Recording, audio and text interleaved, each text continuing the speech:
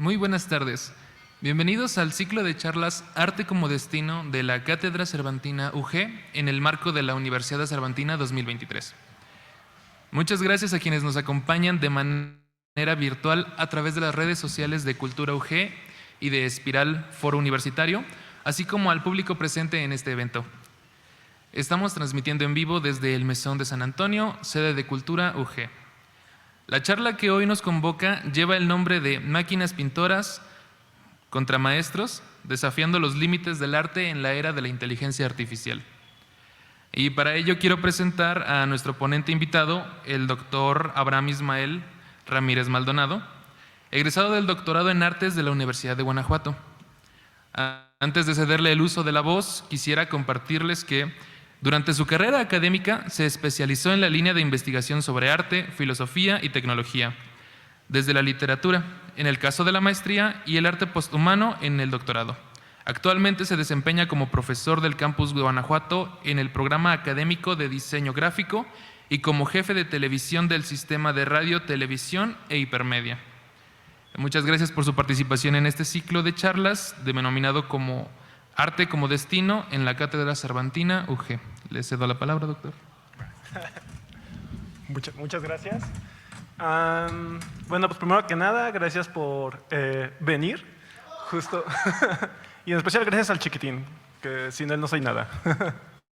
No, pues gracias por venir, porque la neta sé que es bien difícil y es hasta cierto punto un tanto aburrido venir a una ponencia académica. Justo le estaba diciendo a Dani que yo solo vine pero porque soy el ponente. Si no, pues estaría jugando videojuegos o trabajando, ¿no? O algo por el estilo. Pero bueno, pues precisamente el día de hoy vengo a hacer una ponencia que me invitó la Dirección de Cultura y pues también muchísimas gracias al doctor Osvaldo, también muchas gracias al doctor Ricardo, que no tarda en venir, que es el coordinador general del sistema de radio, por todo el apoyo brindado, ¿no? Para esta ocasión. Y pues bueno, mi ponencia se llama Máquinas Pintoras contra Maestros, desafiando los límites del arte en la era de la inteligencia artificial, ¿no? Para esto voy a hablar un poco sobre el mítico año del 2019, ¿no? Previo a que todas estas softwares de inteligencia artificial empezaran a suceder y que la neta vino a cambiar muchísimas cosas, ¿no? ¿En qué sentido? Precisamente el domingo, cual buen estudiante de humanidades y cual buen baquetón de artes, pues dejó todo hasta el último momento, ¿no? Entonces el domingo estaba preparando la ponencia y pues me sentía como los antiguos, ¿no? O sea, yo sentadito, tomando mi taza de café, una que otra cerveza también para jugarle al estado dionisíaco. Y pues lo estaba haciendo como los antiguos, ¿no? Los antiguos del 2018, es decir, agarrando y escribiendo y ahí tardándome. Y me puse a pensar realmente que si no resultaba irónico el estar preparando esta ponencia de esa manera, ¿no? Como pensando en lugar de estar utilizando un prompt, ¿no? Y pues resultó irónico y raro y me sentí tentado a hacerlo, sobre todo porque, bueno, yo siempre a mis alumnos de diseño gráfico les digo que no hay que pelearnos con la tecnología, porque si algo nos ha enseñado estas películas de ciencia ficción es que si nos agarramos a madrazos con los robots, contra las máquinas, nos van a terminar ganando, ¿no? Entonces siempre es aprovecharlo. Y en este sentido, pues dije, ok, voy a hacerlo como los antiguos, porque culpa católica y culpa de mi generación millennial, que tengo que hacerlo todo, pero pues me voy a ayudar, ¿no? Y me acordé precisamente en ese momento de una frase del Señor de los Anillos, que siempre es buen momento para hablar del Señor de los Anillos y de Star Wars, la cual dice así: y ciertas cosas que no deberían haber sido olvidadas se perdieron. La historia se convirtió en leyenda y la leyenda se convirtió en mito, ¿no? ¿Y qué quiero decir con esto? Que la manera en la que la inteligencia artificial está viniendo a modificar el trabajo creativo, yo soy fan de ellos, está bien chido. Trataré de no decir tantas groserías porque los que me conocen, que son la mayoría, saben que tengo boca de carretonero. Pero la neta está bien chido, ¿no? O sea, está bien chido la manera en la que se está haciendo las cosas, cómo te puedes ayudar efectivamente. Soy sincero, lo he utilizado para la chamba también, lo he utilizado para cuestiones creativas y todo. Y pues bueno, ya de pronto se ha venido a revolucionar, ¿no? O sea, yo recuerdo que antes cuando estaba en mis años mozos de humanidades que tenía que escribir un ensayo, pues te tardabas un buen porque tenías que enfrentarte contra la hoja en blanco, ¿no? Era enfrentarte, era qué diablos voy a estar escribiendo, cómo voy a rellenarlo y toda esta cuestión. Y ahorita gracias a estas tecnologías pues se elimina, ¿no? ¿Cómo funciona la inteligencia artificial? Bueno, del conocimiento como usuario que se tiene, pues es utilizar prompts y esos prompts te generan ya sea una imagen, en el caso de software de inteligencia artificial como Midjourney, por ejemplo, o un escrito con el caso de ChatGPT y pues bueno, en esencia ese tipo el funcionamiento que tiene, ¿no? Bien podríamos hacer como trampa y decirle que sabes que haz todo mi ensayo o aprovecharlo y precisamente que nos quite el ojo en blanco para nosotros empezar a utilizar ahora sí que el proceso creativo para modificarlo, ¿no? Bueno, ese es más o menos el preámbulo de cómo lo empecé cómo estaba empezando esta ponencia.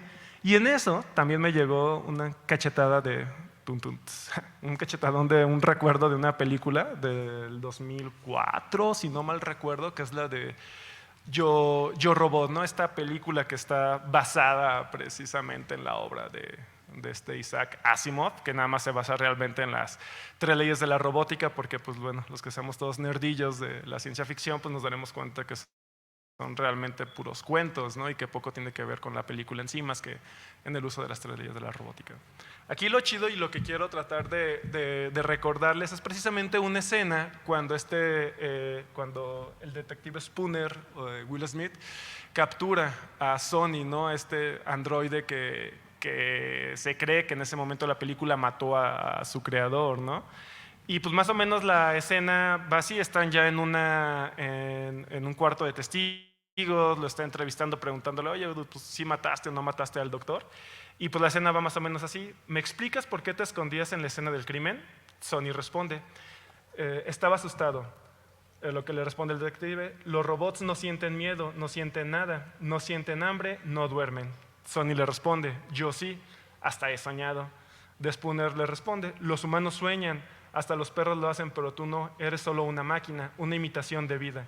¿Puede un robot escribir una sinfonía? ¿Puede un robot convertir un lienzo en una bella obra maestra? Y el robot le dice, ¿usted puede? Y entonces eso saca de onda al detective, ¿no?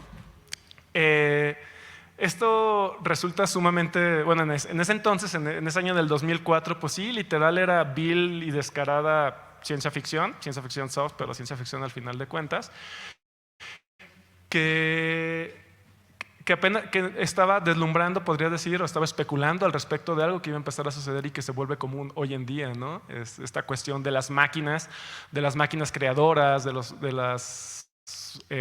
sí, o sea, inclusive hay un meme que me resulta sumamente gracioso que decía, yo trabajando y una máquina escribiendo poesía, escribiendo un cuento, no es precisamente la clase de futuro que yo me imaginé, pero al final de cuentas es lo que está pasando.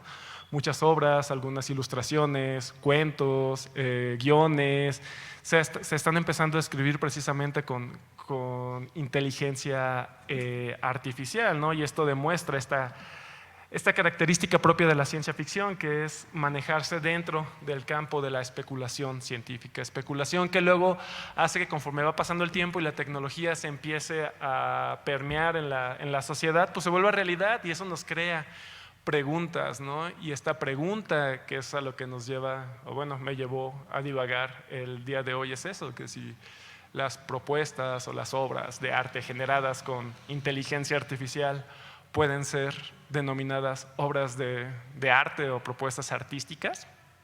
Y pues bueno, yo espero que en esta hora o un poquito menos que vaya a hacer la presentación, pues les pueda presentar mi visión ahora sí que de vida, ¿no? Pero como les digo a mis alumnos, lo chido de las humanidades y de las artes es que siempre la podemos hacer de problemas, ¿no? Siempre podemos estar discutiendo, siempre podemos decir que sí o que no, pero bueno, les voy a presentar esta visión. Para esto me basé precisamente en una obra en una situación que ocurrió a inicios de este año, finales del año pasado, que fue con My Girl with a Pearl. Disculpen mi inglés pocho y mocho, pero bueno, mi chica de la perla, ¿no? ¿Qué fue lo que pasó? Esta obra de La chica de la perla de Johannes Vermeer es una obra de arte que se encuentra en Holanda comúnmente. Y pues bueno, se considera obra de arte literal, ¿no? O sea, la discusión nunca ha estado en, si es una obra, no es una obra. Ahorita se las enseño, ¿no? Para que la vean. O sea, no está la discusión porque pues, es una obra del barroco, es este artista que pues ya la mayoría de los que estamos inmiscuidos en estos divagues y debrayes de la cuestión artística, pues hacemos. Pero aquí la situación es de que un museo en Ámsterdam pues quiso hacer una exposición especial y pues trajo las 30 y tantas, 32, 34 obras más o menos de Vermeer y las pidió prestadas a diversos museos. ¿Qué es lo que pasa entonces? Que pues bueno, este museo llamado Mauritshuis, no sé cómo se pronuncia, pero bueno, este museo que se encuentra ahí en las Europas, pues crea una convocatoria, ¿no? Llamada My Girl with a Pearl. ¿De qué trata? Pues simplemente de que en lo que está prestada esta obra de Johannes Vermeer, pues abren el espacio para que pues, diversos artistas de todas partes del mundo puedan presentar su interpretación de la obra, ¿no? Pues hasta aquí todo cute, todo bonito, toda esta onda de, sí, vamos a crear nuevos artistas, pueden ser de cualquier edad. Pero ¿cuál fue el problema? 175 obras fueron elegidas de 3.500. Estas obras pues fueron de diferentes edades, desde morritos de 8 o 9 años hasta gente de 70 y tantos, 60 y tantos años, ¿no? Estuvo chido, o sea, realmente fue una manera de cómo ha permeado y sobre todo en las Europas esta clase de obras ya clásicas, ya bastante conocidas. Aquí inclusive lo que hicieron estos dudes, este museo, pues hizo una página de Instagram, ¿no? Una página de Instagram y pues ahí estaban mostrando todas las obras, ¿no? Podemos ver aquí desde obras un poco más elaboradas, más conceptuales, algunas pues, con una técnica no tan chida, unos evidentes que son de artistas, otros evidentemente que son de niños y pues todo bien, ¿no? Todo cute. Ahora, ¿cuál es el problema entonces que surge y es lo que me despertó el interés cual buena gente que no tiene nada que hacer, ¿no? Y más que andar pensando en estas cosas? Pues fue que Julian Van Dicken crea esta propuesta, o más bien ya la tenía en su página de Instagram, ¿no? Él la denomina, pues igual, Girl with a Pearl. Ahora, ¿cuál es la cuestión? Que él la hace con inteligencia artificial, la hace con Midjourney y la retoca con Photoshop, ¿no? Entonces dices, pues chido, inclusive si se meten en su página de Instagram, pues tiene otra interpretación de La chica de la perla de Vermeer, ¿no? Entonces todo está bien, todo está cute, todo está chido.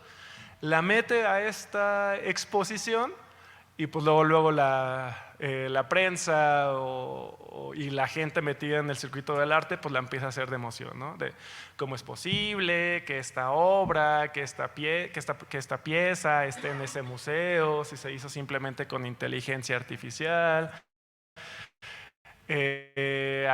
Hasta yo la podría haber hecho, bla, bla, bla, bla, bla, etcétera, ¿no? Hay varias notas al respecto, inclusive hasta en la CNN, ¿no? de España, en El País, X o Y. ¿Y por qué surge esto? Pues precisamente porque aquí tenemos esta comparación, ¿no? Del lado derecho tenemos la de Johannes Vermeer y del lado izquierdo tenemos la de Julian Van Dicken. O sea, pues en composición, en uso de luz y toda esta cuestión, pues igual, ¿no? Sí hay diferencias, la más notoria tan solo son las perlas, ¿no? Johannes Vermeer le pone una, Van Dicken le pone dos, ¿no? Y pues esta es la situación que estuvo, como les digo, a finales del año pasado, a principios de y esto llevó a una pregunta que se empezó a sonar en el circuito del arte y ¿es posible considerar arte a obras generadas por inteligencia artificial? Y precisamente esta pregunta es la que voy a tratar de responder, ¿no? Nuevamente desde mi perspectiva y de todas estas cuestiones. Y para ello, pues bueno, voy a hacer un recorrido histórico, ¿no? Un recorrido histórico y pues basándome en esta cita de Ernst Gombrich, nuevamente es una cita, espero que quede claro que es una cita porque luego llegan los fantasmas, luego con eso de que la discusión académica de pronto se vuelve chisme de vecindario, entonces que quede claro, es una cita, ¿va? Ok. Y la cual dice así, esta cita: no existe realmente el arte, tan solo hay artistas. Estos eran en otros tiempos hombres que cogían tierra coloreada y dibujaban toscamente las formas de un bisonte sobre las paredes de una cueva. Hoy compran con sus colores y trazan carteles para las estaciones del metro. Entre unos y otros han hecho muchas cosas los artistas. No hay ningún mal en llamar arte a todas estas actividades, mientras tengamos en cuenta que tal palabra puede significar muchas cosas distintas en épocas y lugares diversos. Y mientras advirtamos que el arte escrita con la palabra A mayúscula no existe, pues el arte con A mayúscula tiene por esencia ser un fantasma y un ídolo, ¿no? Esta cita de Ernst Gombrich, precisamente, pues hay dos cosas que podemos, o de las cuales me llamaron la atención y sobre las cuales voy a empezar a hablar, ¿no? A platicar un poco. Una es esta cuestión de que no existe el arte con A mayúscula, es decir, la definición de arte desde un sentido ontológico, donde es arte y ya, no el ser del arte en tanto que arte que abarque todas las épocas de manera universal, ¿no? Sino que hay artistas. Y esta cuestión del artista, es decir, la persona, ahora sí que en su momento agarraba el pincel, la escultura, X o Y, pues es una persona, un simple mortal, ¿no? Como nosotros.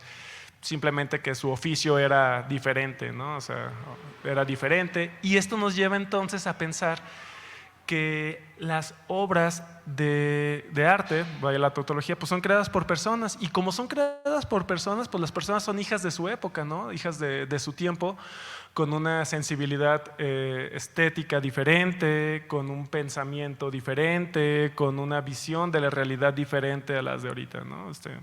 Un ejemplo es, no es lo mismo una persona de la Edad Media a nosotros, y ya ni siquiera nos vayamos tan allá, o sea, muchos de ustedes que tienen hijos se darán cuenta que la diferencia de visión de vida que hay, ¿no?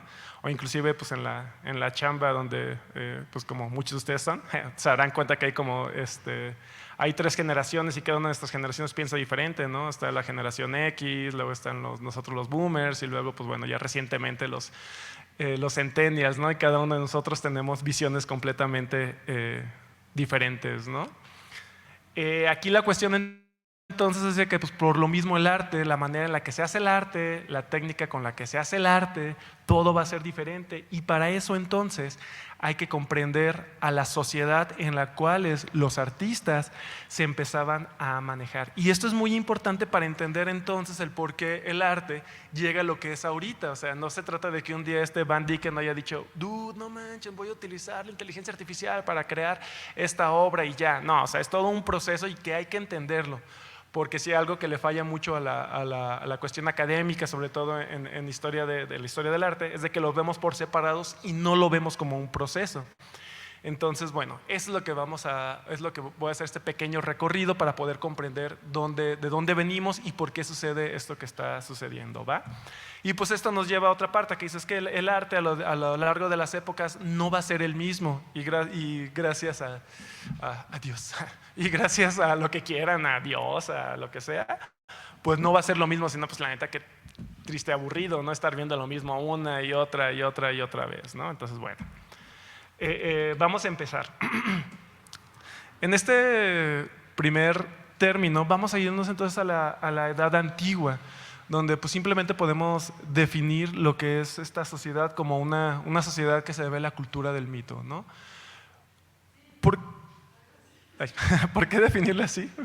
¿Por qué definirla como una cultura del mito, ¿no? Pues bueno, al final de cuentas, para hacer un estudio sociológico pues de algún fenómeno, de algún campo social, hay que entenderlo de esa manera. O sea, hay un campo social, es decir, un tema específico que atañe a un sector de la población. Luego hay agentes, que son las personas, los individuos que están ahí metidos, y hay instituciones que regulan las relaciones entre estos agentes para que se lleve a cabo la convivencia en el campo social, ¿no? En este caso, las instituciones de esta época pues se debían al mito, ¿no? O sea, la manera, y eso quiere decir que las relaciones, la realidad, la estética, el arte, todo tenía que ver con el mito, ¿no? Con la mitología. Si quisieras comprender o saber algo, tenía que partir de ahí, ¿no? O sea, y en este sentido, pues bueno, los griegos, que son de las mejores civilizaciones y culturas, porque filósofo, pues se ve reflejado en sus esculturas, ¿no? En sus esculturas donde aquí tenemos a Laconte y sus hijos y pues bueno, están tratando de reflejar precisamente un suceso, ¿no?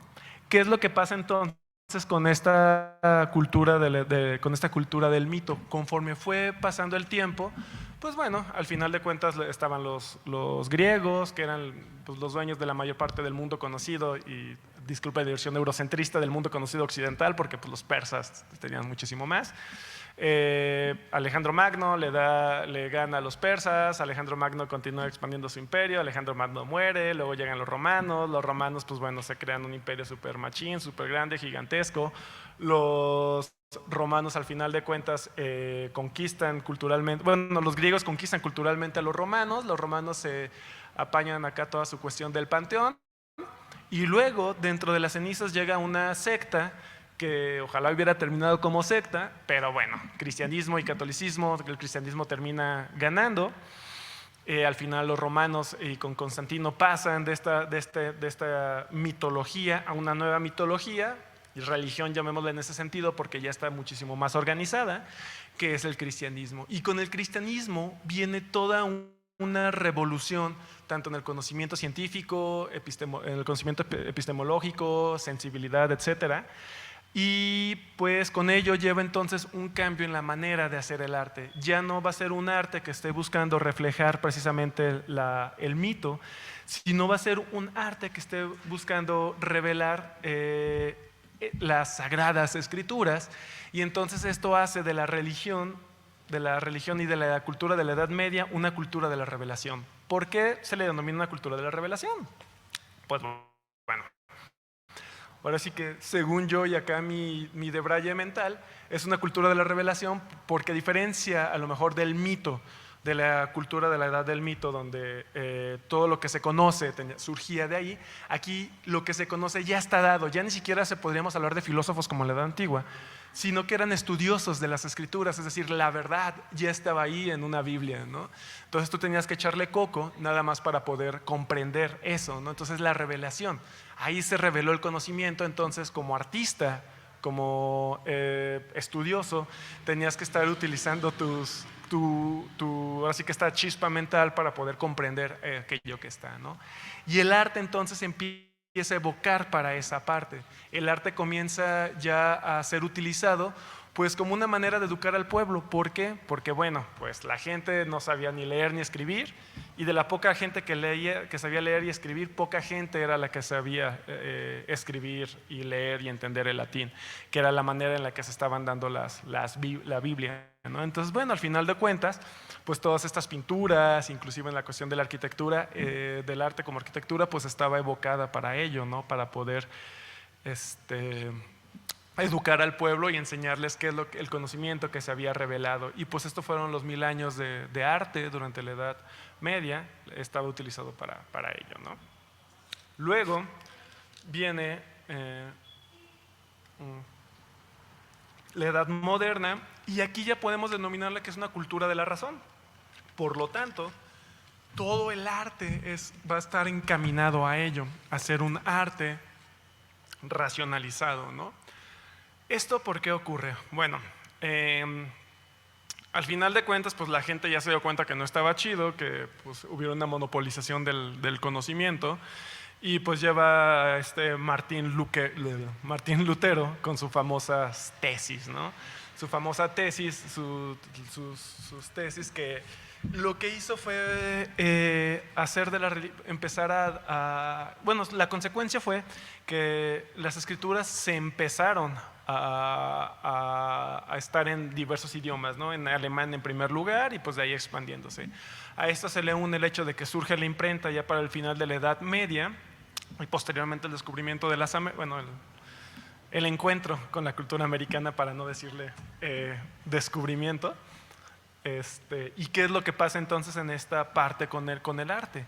Así como esta revolución que empieza a suceder en el caso cultural, el arte empieza a hacer lo mismo, ¿no? Entonces, bueno, tenemos a Martín Lutero. Martín Lutero pues ya empieza a expandir toda esta cuestión del conocimiento. Llegan luego los filósofos modernos con Descartes, con esto del ergo cogito sum, es decir, pienso luego existo. Es decir, pues bueno, ya no se trata de tener un conocimiento racional, un conocimiento revelado en la Biblia, sino se trata de empezar tabula rasa y pues empezar a ver que ahora sí que qué pedo con el mundo, ¿no? Entonces aquí vienen ya los modernos y el arte empieza a encaminarse a esa parte, ¿no?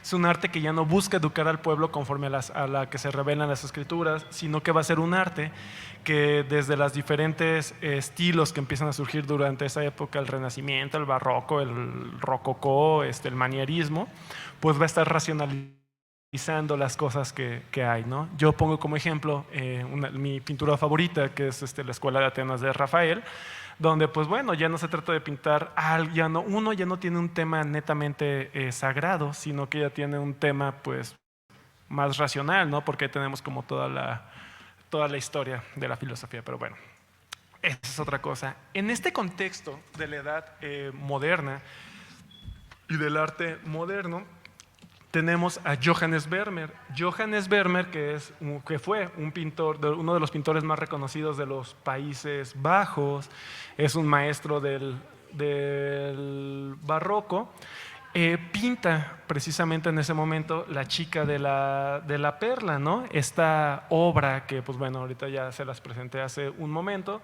junto con más obras, siendo las más conocidas, La chica la joven de la perla, el arte de la pintura, la lechera, mujer leyendo una carta, ¿no?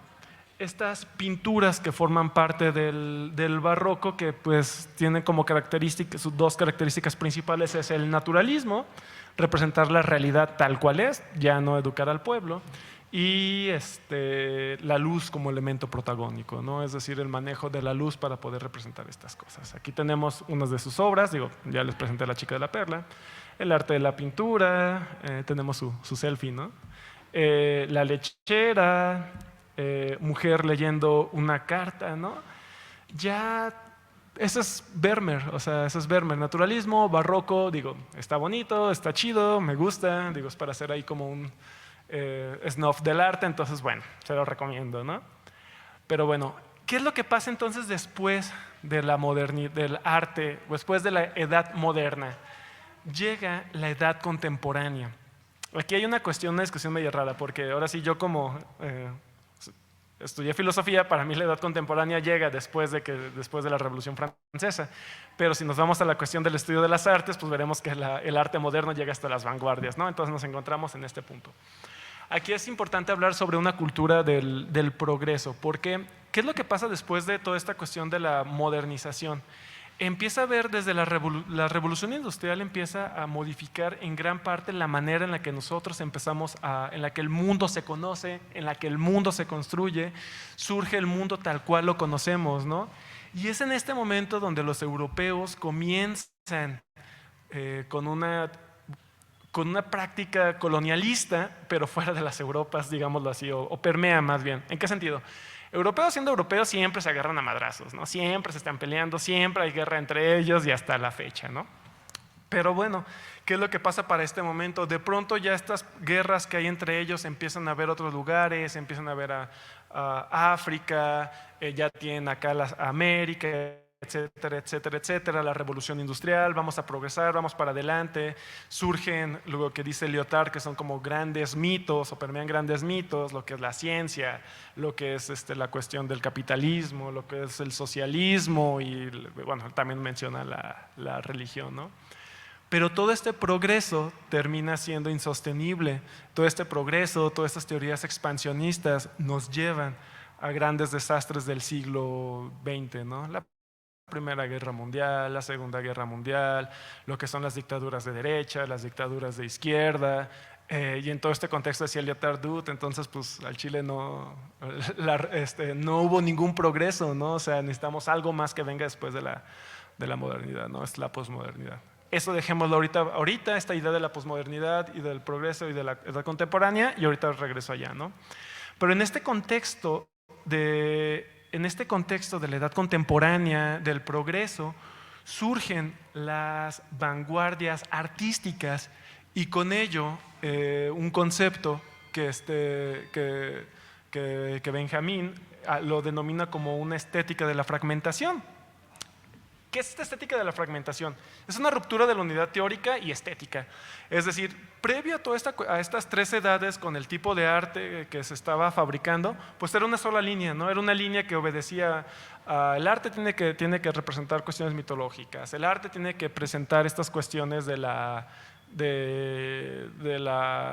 Biblia, el arte tiene que estar siendo un arte más pensado y tiene que tener esas características estilísticas y conceptuales.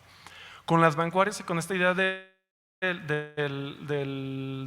una ruptura social, que al final de cuentas es lo que ocurre con esta insostenibilidad de la edad contemporánea, pues ya no se trata de que solo va a haber una sola línea artística con sus propias características, sino que van a ser varias, ¿no? Surgen los sismos, esto después de Impresión al Amanecer y la escuela y el Salón de los Rechazados, etcétera. Surgen las vanguardias, cada una va a tener características diferentes y se van a enunciar precisamente en lo que son sus escritos, ¿no? Sus manifiestos. Gracias. Muchísimas gracias, doctor. Sus manifiestos. Aquí, ¿qué es lo que pasa con estas? Bueno, aquí un ejemplo de cómo cambia ya bien machín el arte, ¿no? Porque bueno, esa es una de mis pinturas favoritas, que es el dinamismo de un automóvil, que nada tiene que ver con las otras obras, ¿no? Pero, ¿qué es lo que pasa entonces? Que esta estética de la fragmentación comienza con un proceso que va a llevar una estética del reposicionamiento ontológico. Es decir, la técnica, conforme pasa ya el siglo pasado, la técnica va a pasar a un segundo plano y lo que va a importar en este momento es la ontología, ¿no? Es decir, el ser, es decir, el discurso que conlleva una obra de arte. Esto es la característica y el ejemplo en el caso de las vanguardias pues son sus manifiestos. Al final de cuentas el manifiesto es un escrito ontológico donde cada una de estas corrientes decía, a ver, dude, esto es el arte para los futuristas, para los dadaístas, etcétera, etcétera, y estos ismos que hay, ¿no? Ahora, ¿qué es lo que pasa con estas cuestiones de las vanguardias? ¿Se acuerdan que hace un momento les estaba hablando de la posmodernidad, ¿no? O sea, toda esta cuestión donde Lyotard dice, dude, todo este progreso de nada sirvió, estos grandes relatos, capitalismo te trae pobreza, socialismo trae dictaduras, ciencia trae el uso de las bombas, de las guerras y todo esto. Y en todo este contexto y con todas estas muertes, pues, ¿existe Dios? Nah, o sea, como no lo creo, o sea, es dudar de todo. Y esta idea del dudar de todo también se empieza a ver reflejado en el arte, ¿no? Y empieza a haber una sobrefragmentación. ¿Qué es esta sobrefragmentación y cómo sucede? Pues siempre es un buen momento también de hablar de Star Wars. Y lo que le sucede a las vanguardias es lo que precisamente le pasa a Anakin, ¿no? Cuando se está agarrando ya aquí a golpes en Mustafá, Anakin y Obi-Wan le dice, tu ira y tu sed de poder ya lo hicieron. Permitiste que ese Lord Oscuro te manipulara hasta que te convertiste en aquello que juraste destruir. Las vanguardias entonces se convierten en aquello que juraron destruir. ¿Y en qué sentido? En el sentido que sí, o sea, las vanguardias surgen como, sí, una respuesta, una crítica al arte clásico de ya basta de que todo sea una sola misma línea estética, todo tenga que ver con esto. No, dude. Ahora se trata de que de que el arte tiene que ir por este camino, por este o por aquello. Lo cual hizo que a su vez, que si surgieron como una crítica de un arte preestablecido, se establezcan como arte y pues, se conviertan en aquello que juraron destruir, ¿no? Ya posteriormente entonces, esto lleva ya no que haya grandes movimientos, sino que los artistas ya de la segunda mitad del siglo pasado empezaron a buscar mediante sus estilos propios, mediante sus técnicas propias, una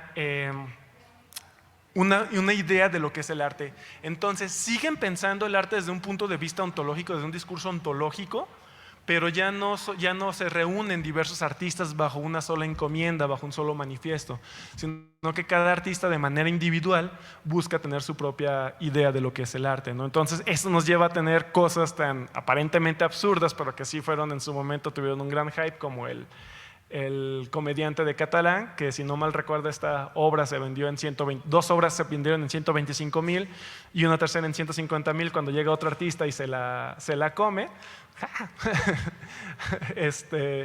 Y pues bueno, ese es un ejemplo de toda esta cuestión. Entonces, bajo este contexto de la posmodernidad, de un arte que ya está más encaminado hacia la ontología, hacia el discurso ontológico, tenemos una condición humana que también va a ser característica del arte que se está haciendo en este momento. A esto es lo que pues, se le denomina la condición posthumana, ¿no? ¿Qué es la condición posthumana? Pues es la unificación ontológica del ser humano con la tecnología y se caracteriza por una estética de la hipersensibilidad. Este fue precisamente el tema que yo estuve manejando en mi tesis de doctorado, ¿no? A grandes rasgos, ¿qué pasa aquí? ¿Se acuerdan cuando estuvimos viendo de que en la edad contemporánea hay toda una fragmentación, hay toda una insostenibilidad social por las guerras, bla, bla, bla? Pues bueno, también hay una fragmentación del cuerpo humano, se vuelve mutilado, es un humano mutilado, es un humano que está desgarrado precisamente por todas las guerras, y en la tecnología ven una manera de poder recuperar esta corporeidad, ¿no?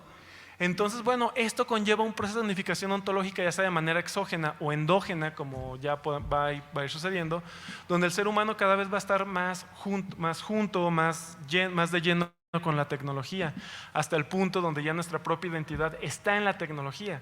En estos momentos, para mí la pantalla del celular es ese claro ejemplo, ¿no? O sea, en el celular está nuestra personalidad, están nuestras redes sociales, está nuestra cuenta bancaria, está toda nuestra información. Si se te olvida el celular, ya fue, ¿no? Entonces ya, ¿quién eres? ¿Quién sabe?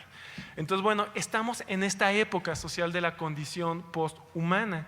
Y en este sentido, entonces, el arte durante la era posthumana se va a caracterizar por estos dos elementos. Uno, un discurso ontológico, que es lo que les acabo de enunciar, y otro, la incorporación de la tecnología en el arte. ¿Por qué? Porque, pues bueno, como les dije, esta unificación ontológica ya formamos parte de lo mismo, ¿no? Entonces el arte va a estar explorando qué es arte, qué no es arte, se maneja dentro de la frontera, ¿no?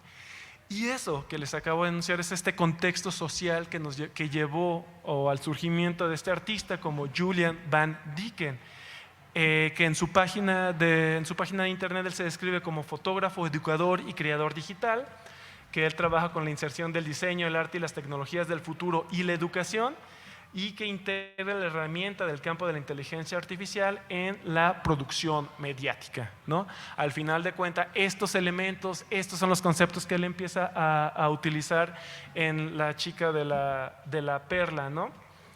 Y esto nos lleva entonces, ya que entendemos como todo este contexto o en donde se enmarca la cuestión del arte, de este arte en la época de la poshumanidad, a esta obra de Julian Van Dieken, y que es La chica de la perla, como ya se las enseñé, pero aquí lo importante, más allá de la técnica, más allá de la materialización, lo que importa es el concepto, que es lo que les acabo de decir.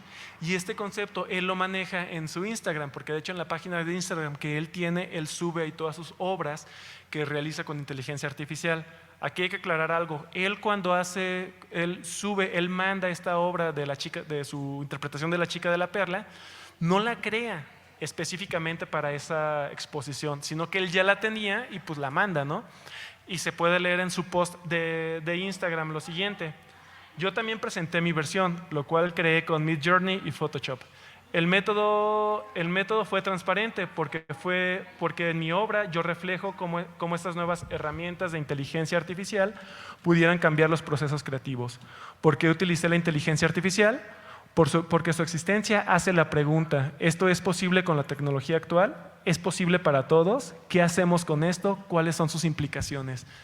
Entonces, al final de cuentas, su obra de La chica de la perla, la materialización o su ilustración no es lo importante en su obra, sino lo que importa es esta conceptualización, es cómo su concepto nos lleva a estar manejando por esta frontera del arte, ¿no? ¿Qué es arte? ¿Qué no es arte? La inteligencia artificial lo es.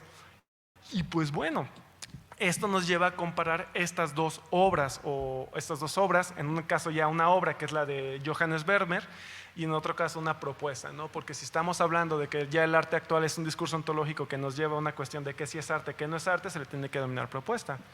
Mientras la de Johannes Vermeer es un retrato, la de Julian Van Dyken es una interpretación.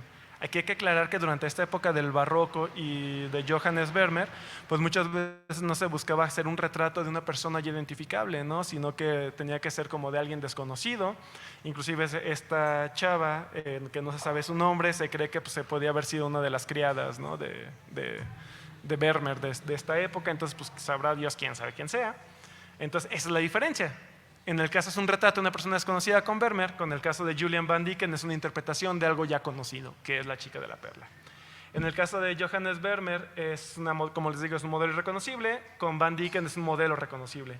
La técnica de Vermeer es óleo sobre tela, la de Van Dyken es ilustración con inteligencia artificial y Photoshop. Una forma parte del arte moderno y otra del arte contemporáneo, lo cual va a tener dos características completamente diferentes. Una va a tender a hacer énfasis en la técnica, como les dije, la técnica que va a reflejar la luz, la técnica que va a reflejar una cuestión cotidiana, una realidad, y en el caso de Van Dyken no, él va a estar haciendo énfasis en un discurso ontológico que es el que les acabo más o menos de mencionar. Entonces, esas van a ser la diferencia entre estos dos, entre estas dos propuestas, ¿no?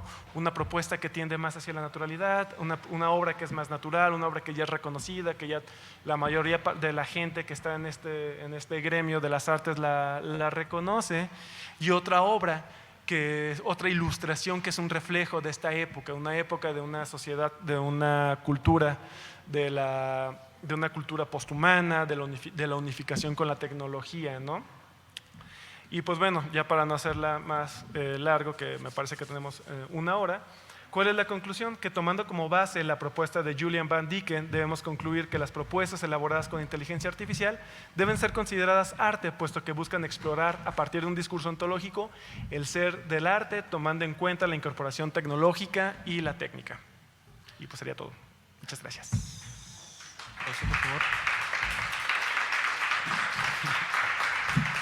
Muchas gracias, doctor. Tenemos algo de espacio para comentarios y para preguntas. Lo tienen a su disposición.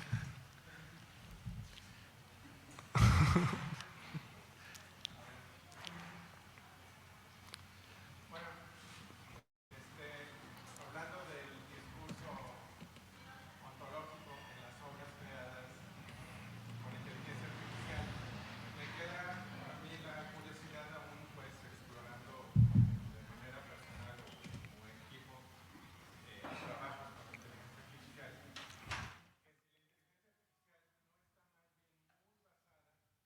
En la técnica.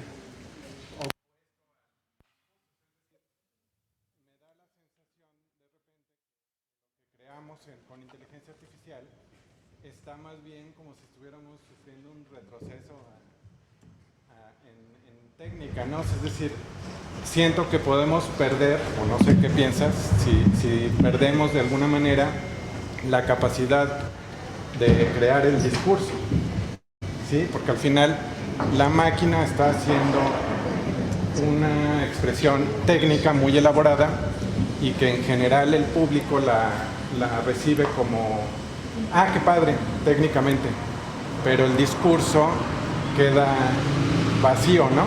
Siento. Creo en el ejemplo incluso de la chica de la perla, la moderna, el discurso que se le agregó, ahora me escucha todo el mesón. El discurso que se le agregó es posterior, es decir, posterior a la creación de la obra e independiente al artista. Es un discurso que se le pega por consecuencia de la situación que platicaste, ¿no? Entonces, bueno, no sé, sí es pregunta, pero raro. Más que una pregunta es un comentario. Es un comentario. No es tu momento, Samir. Ok. Pues aquí creo yo, Dude, que hay que manejarlo como lo decía Danton, ¿no? En el caso de Danton, él decía que hay tres conceptos. la materialización, la significación y la interpretación.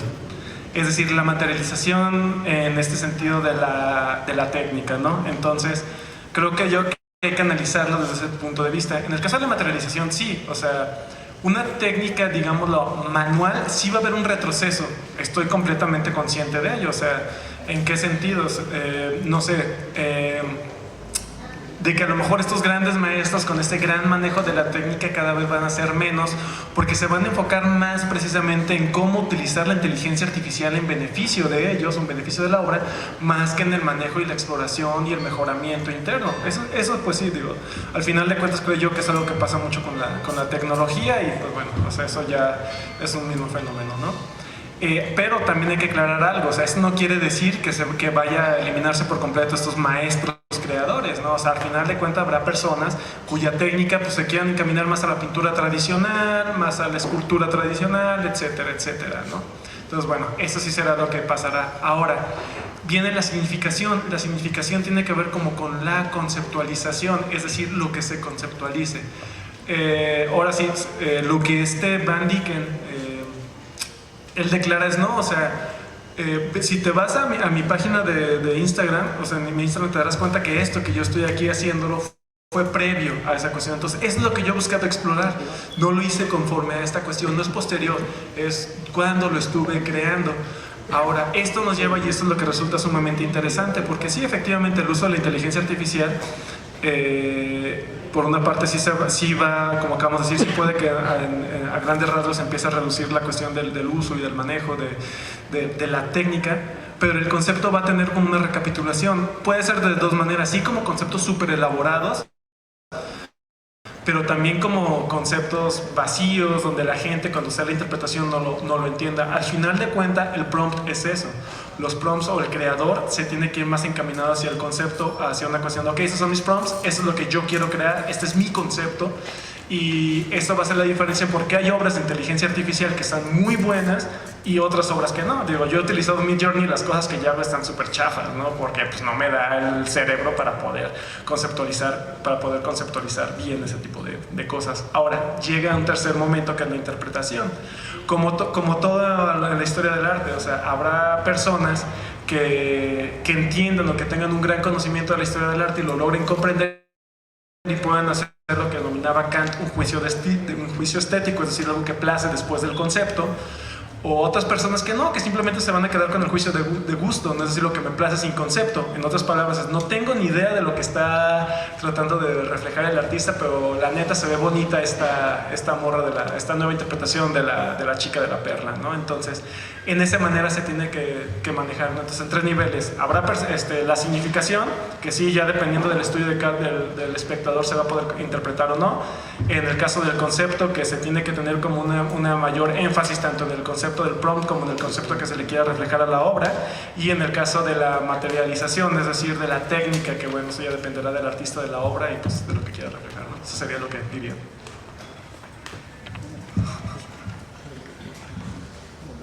Doctor, yo tengo una pregunta al respecto. ¿No?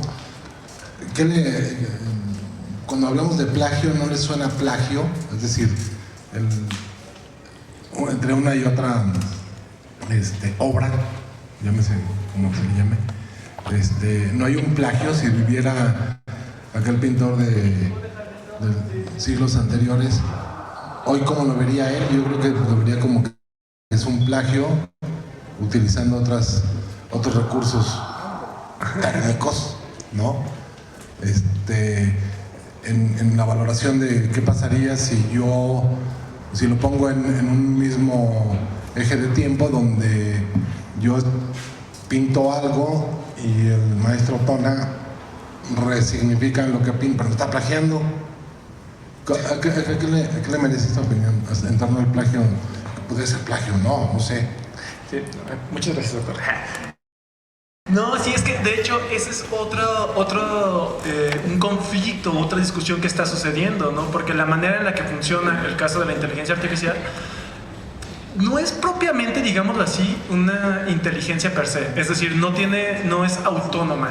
O sea, Midjourney, ChatGPT y todo esto no es autónoma, no es como que sea una máquina pensante, porque no, lo que hace simplemente es estar tomando del internet, de la web, de una base de datos que normalmente es el internet, elementos y los combina y crea ya sea un discurso o una imagen. Aquí, ¿cuál es la discusión? Efectivamente es como la cuestión ética de la estética del arte, si debe ser considerada plagio o no. Inclusive hay un, si no mal recuerdo, está Avelina Lesper y su contraparte española, Catalarano, no creo cómo se llama el vato crítico de arte de la barba chistosa, dicen lo mismo que, o sea, están discutiendo exactamente lo mismo. ¿Se considera plagio o no se considera plagio visto desde un punto de vista ético? Yo consideraría que no, porque pues, son elementos de los cuales se está basando, ¿no? Porque no es propiamente, no es como, ok, voy a hacer exactamente lo mismo y yo voy a decir que yo lo hice. Creo yo que esa es la cuestión del plagio, ¿no? Es decir, si agarras un texto de otra universidad y te lo traes y lo presentas como tuyo, pues a lo mejor sí va a ser plagio, ¿no? Pero en cambio aquí, como nada más agarras varios elementos, en ningún momento se dice, ok, esto yo lo hice. No es como que haya agarrado a la chica de la perla de Vermeer y haya dicho, lo hizo Abraham. No, sino que a partir de los conceptos se basó en ello y en otros demás conceptos para poder generar algo. Eso es lo que a mí me viene a la mente, ¿no? En este caso. Esa sería mi opinión, doctor Ricardo.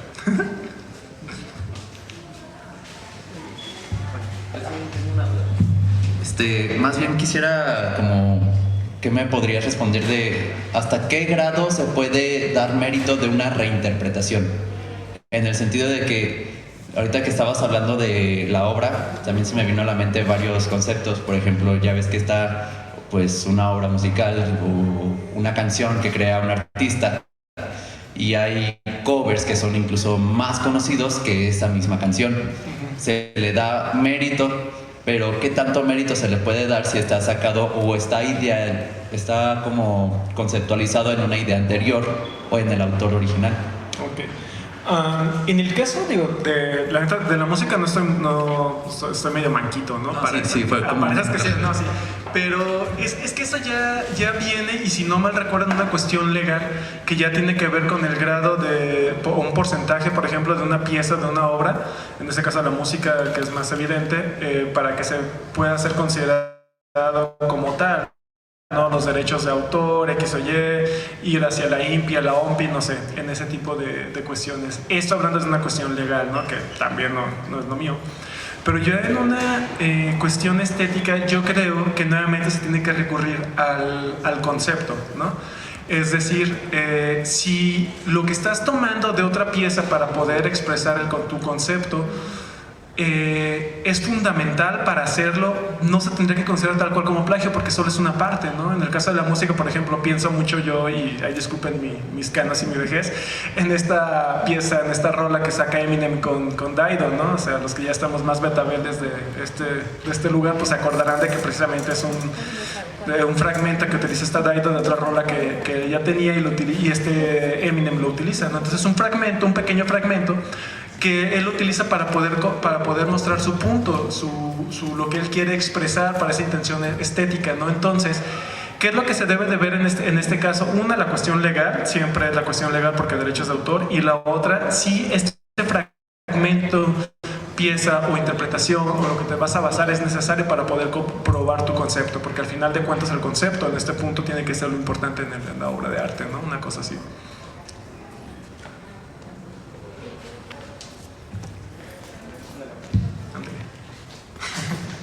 ¿Por qué me copiaste mi ponencia? Bueno, mi pregunta es, por ejemplo, ¿podemos declarar a esta inteligencia como el artista o es Dickens? Ahí va porque lo pregunto. Por ejemplo, a ti te pueden pedir una obra muy, muy específica, tú la haces, tú eres el artista. En este caso, Dickens le está pidiendo una obra muy específica a la inteligencia y el que la hace es la inteligencia. Entonces, ¿el artista sería la inteligencia, Dickens o...?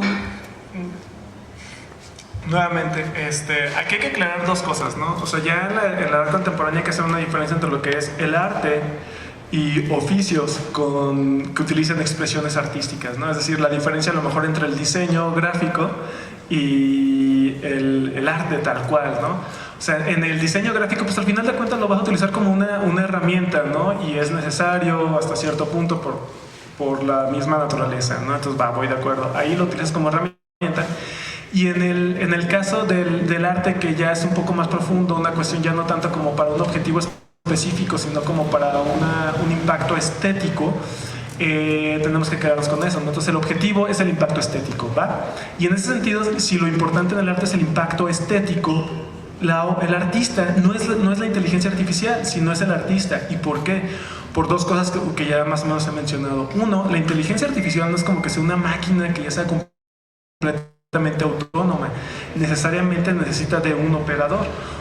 Sí, ya es más independiente que a lo mejor las viejas herramientas o la calculadora donde tú tenías que estarle apretando botón por botón, ¿no? Sino que simplemente le das conceptos y ella los hace, ¿no? Entonces, para que en este tipo de cosas, en el arte, una máquina tuviera que ser considerada el artista, la máquina por sí misma y por sí sola tendría que hacer la obra sin que nadie se lo pida, sin que nadie se lo diga. En este caso, Van Dickens o un ser humano, que esa es la diferencia a lo mejor que todavía nos está diferenciando con la máquina, que es esta cuestión autónoma, le da una orden, le da un comando, le da un prompt a una inteligencia artificial para poder hacer una obra o una propuesta, ¿no? Entonces, bajo este concepto, bajo esta consideración, el artista, todavía el ser humano, aquel que le mete los conceptos, es el artista, ¿no? Porque él es el que lo idea de alguna u otra manera y se ayuda de la herramienta para poder, pues sí, para poder hacer su obra, creo yo. Hola, Abraham. Pues bueno, tu charla habla sobre los límites del arte de la inteligencia artificial, y pues ahorita estamos viviendo una nueva era de esta inteligencia artificial, y hay una cita que quiero abrir que dice Bill Gates, que la tecnología nació para resolver problemas que no existían, pero ¿cuál crees que sea un riesgo de la inteligencia artificial en el mundo?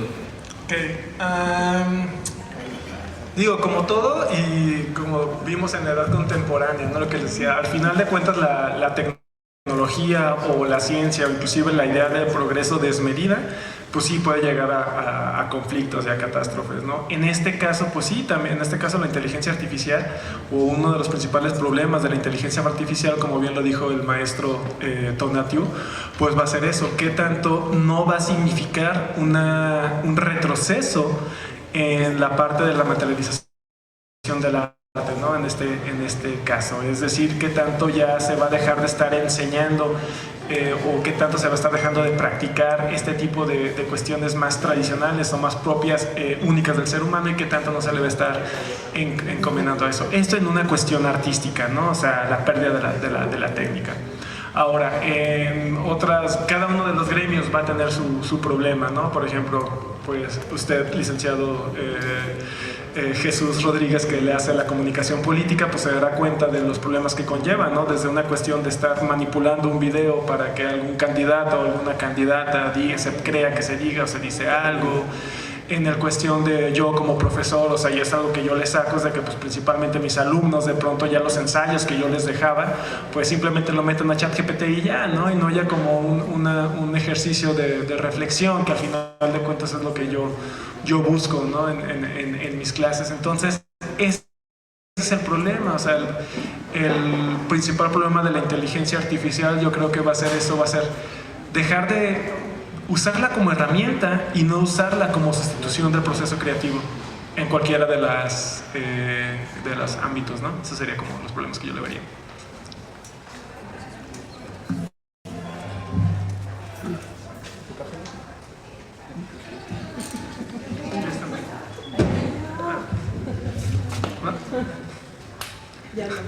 Bueno, si ya no hay más comentarios. Ah, sí. ¿Sí, Camila? Sí, no, pero desde aquí lo digo. O sea, volviendo a la parte de si es arte o no, no tendríamos que discernir entre la complejidad del concepto como para llamarlo, pues, una obra de arte, como algo que realmente fue pensado. Es que, perdón. No, es que al final de cuentas, al final de cuentas el hype que va a tener una obra de arte, sobre todo en esta época de la mass media, en esta época del espectáculo, como le quieran decir, tiene que ver mucho con qué tanto se vuelva viral algo o no, y no tanto con qué complejo se hace o no, ¿no? En este caso, o sea, si esta obra la conocemos actualmente, no fue porque haya sido como un tema bastante complejo, sino que al final de cuentas creo yo que pues ha de haber más obras, al final de cuentas pues, la cantidad de personas que somos, ha de haber más obras que han de tener un contexto, un concepto más complejo, no tan complejo, pero al final de cuentas la conocemos por el hype que tuvo, ¿no? A principios del año. Ahora, otorgarle o hacer un juicio estético a una obra de arte con base a qué tan complejo o no tan complejo es el discurso en una obra de arte, pues siento que resulta insostenible. ¿En qué sentido? En que la complejidad de un concepto no depende del concepto en sí, sino del sujeto que está tratando de racionalizar el concepto, ¿no? Un ejemplo podría ser, o sea, digamos, yo que estudié filosofía, un poquillo de artes, a lo mejor tengo más facilidad para ciertos conceptos, ¿no? Pero, por ejemplo, no sé, los que son, por ejemplo, Adrián, ¿no? Nuestro compañerito Adrián, que es de diseño gráfico y que, trata de materializar la idea de más diseño, menos diseño, pues yo soy bien manco, yo soy bien piedra para eso, pero Adrián ya tiene una mayor capacidad porque es precisamente el sujeto que logra conceptualizar eso, ¿no? Entonces, ¿qué es a lo que yo voy? Es insostenible porque la comprensión o la complejidad de un concepto no depende del concepto en sí, sino del sujeto que piensa el concepto.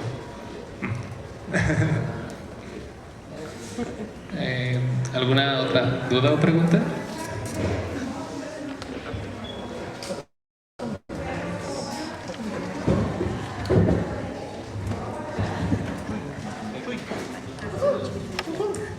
Bueno, más que nada felicitarte, Abraham. Es un tema excelente, de vanguardia, se está discutiendo ahora mucho. Y no tengo preguntas ni dudas, nada más. Es que me lleva a otras reflexiones tu ponencia, y entonces para mí siempre la inteligencia artificial ha sido un tema en el que me hace llegar a la pregunta de hasta dónde llega el ser humano, y el ser humano hasta dónde se convierte en una máquina, ¿sí? Porque nosotros por naturaleza pues somos máquinas perfectas. Ahorita si nos vamos corriendo de aquí al Pipila, pues nos vamos a acelerar el corazón y todo eso. Pero cuando queramos parar, esa máquina va a volver a estar estable, ¿sí? Y creo que la inteligencia artificial pues sigue siendo una herramienta, tal como lo mencionas. Nada más que aquí el problema del ser humano ha sido desde siempre, como con esta tan gustada y conocida historia de Frankenstein, donde el mismo doctor ya después va huyendo de lo que creó. Entonces creo que la misma vanidad del ser humano a veces no deja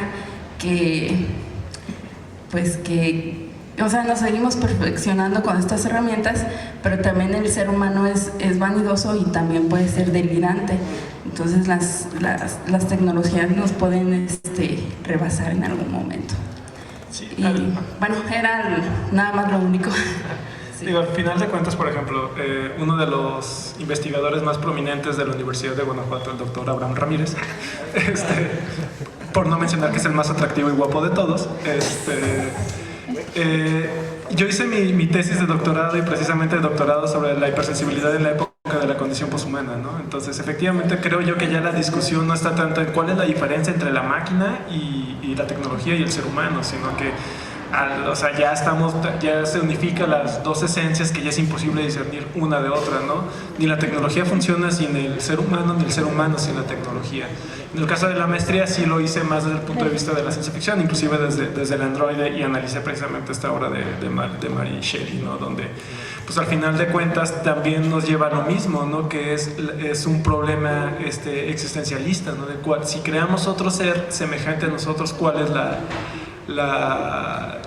diferencia entre uno y el otro, ¿no? Entonces pues nos encontramos, creo yo, que en esa frontera de la máquina, de la unificación ontológica. Digo, no todavía llegamos a esa parte de Terminator donde un día ChatGPT y Midjourney nos vamos a levantar y nos van a agarrar a madrazos, ¿no? O sea, todavía no llegamos a ese punto, pero pues sí hay un camino ahí del sobreуso de la tecnología. ¿no? Que pues bueno, siempre ha estado ahí presente, siempre la tecnología va a traer problemas, va a crear guerras, después de las guerras se incrementa la tecnología, pero pues bueno, ahora sí que es parte de nuestra misma naturaleza, ¿no? Y pues no hay de otra más que aceptarlo y pues a darle, ¿no? Una cosa así.